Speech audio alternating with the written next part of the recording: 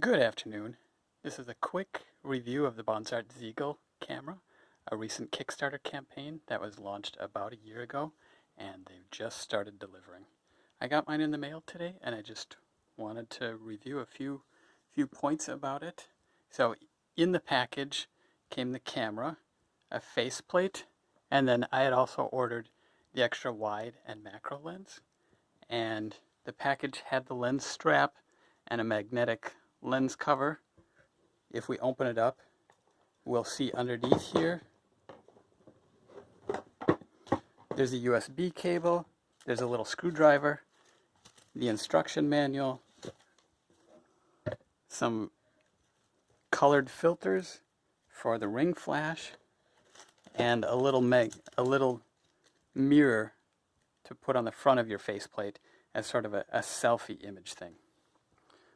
My mistake when I got it was I quickly put in the batteries, and I didn't realize that the faceplate isn't securely attached, and the camera strap just attaches to the faceplate. So you really want to make sure you look at the instructions. In the instructions, you'll see that there's a little screw that you have to insert through the battery compartment, and they include a screwdriver. The instructions say there's no screwdriver included, and then were also 3 screws in there. It's just really finicky to get it attached because, again, going through the battery compartment to a point right about here to line that up, and I think I stripped the screw while I was doing it, but hopefully, I don't plan on removing that. If I do have to, I'll have to figure out how to remove that, and I do have another faceplate to put on there, but just one of those things. So, like I said, make sure you put that screw in, because the faceplate is not securely attached, and it will disattach, and your camera would most likely fall and break.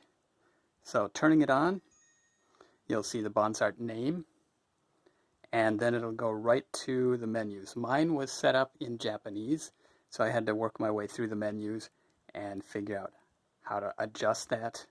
We've got a couple controls on the side here. This one on the upper portion is for the ring light, so turning that on, we've got 2 different brightness settings. I'm not sure how well it'll show up in the video, but that's the dimmer setting, and then the full setting is the second one. So it's got all of the lights turning on there, and you can turn that off.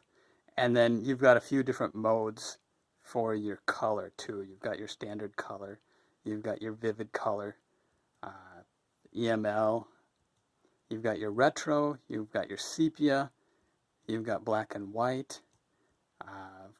That's a really high contrast black and white. And then one called Duo. So I'll have to review that and see what that looks like.